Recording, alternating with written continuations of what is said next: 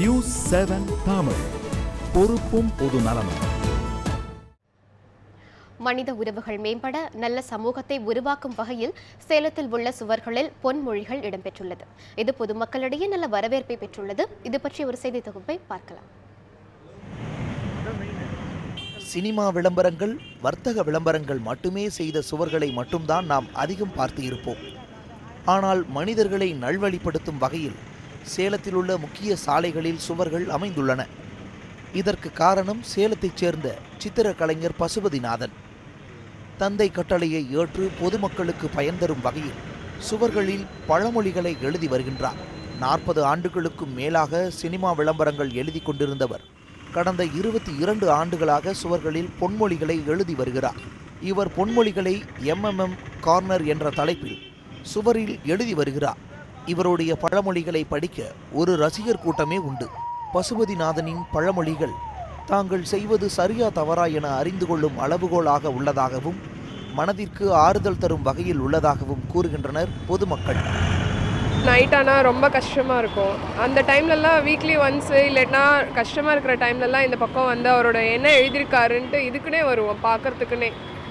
படித்து பார்த்தோன்னா ரொம்ப ரிலீஃப் கிடைக்கும். எங்களுக்கு ரொம்ப ஹாப்பியாக இருப்போம் அந்த டைமுக்கு. சரி இப்படி தான் அப்படின்றது ஒரு இது வழி கிடைக்கிற மாதிரி ஒரு ஃபீலிங். இவர் சேலம் மாநகரில் மட்டும் 30 இடங்களில் பொன்மொழிகளை எழுதி வருகிறார். ஒவ்வொரு வாரமும் பழமொழியை புதிதாக சுவரில் எழுதுவார். செவ்வாயன்று சுவரை அழித்துவிட்டு புதனன்று புதிய பொன்மொழிகளை எழுதி விடுவார். அவை வியாழன் முதல் அடுத்த வாரம் செவ்வாய் இரவு வரை அப்படியே இருக்கும். இவர் இதனை தனது சொந்த செலவில் செய்து வருகிறார். 30 இடங்களில் என்னோட சொந்த செலவில் சொந்த உழைப்பில் நான் செஞ்சிட்ருக்கிறேன். இது செவ்வறு எழுதுறவங்களுக்கு மட்டும் இல்லை, இன்றைக்கி எல்லார் கையிலையும் ஸ்மார்ட் ஃபோன் அது இதெல்லாம் வந்துருச்சு. அது வந்ததுனால எல்லாத்துக்குமே யூஸ் ஆகுங்கிற மாதிரி நான் இப்போ ஃபேஸ்புக்லேயும் இது பண்ணியிருக்கேன்.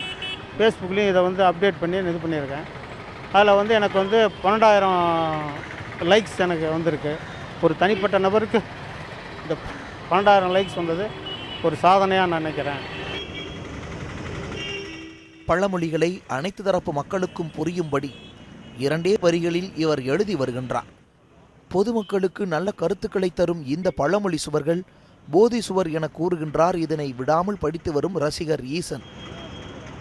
ஒரு ஃப்ளெக்ஸில் என்ன தான் பொன்மொழி போட்டாலும் மனசில் பதியறதில்லை. ஆனால் ஒருத்தர் உழைப்பில் அது எழுதும்போது அதை படிக்கிறாங்க, கவனிக்கிறாங்க, ரசிக்கிறாங்க.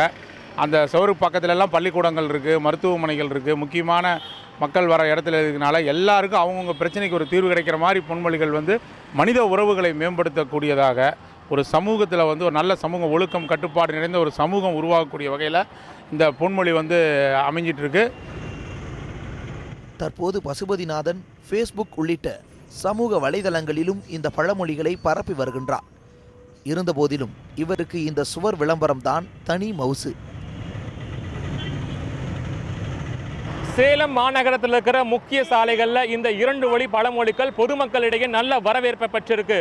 அது மட்டும் இல்லாமல் பொதுமக்களுக்கு புத்துணர்ச்சியும் உத்வேகம் தர வகையில் அமைச்சிருக்கு. இந்த பசுபதிநாதனின் இந்த 2 வழி பழமொழிகள் அவரை பழமொழிநாதன் என்றே சொல்லலாம். ரியாஸ், நியூஸ் 7 தமிழ், சேலம்.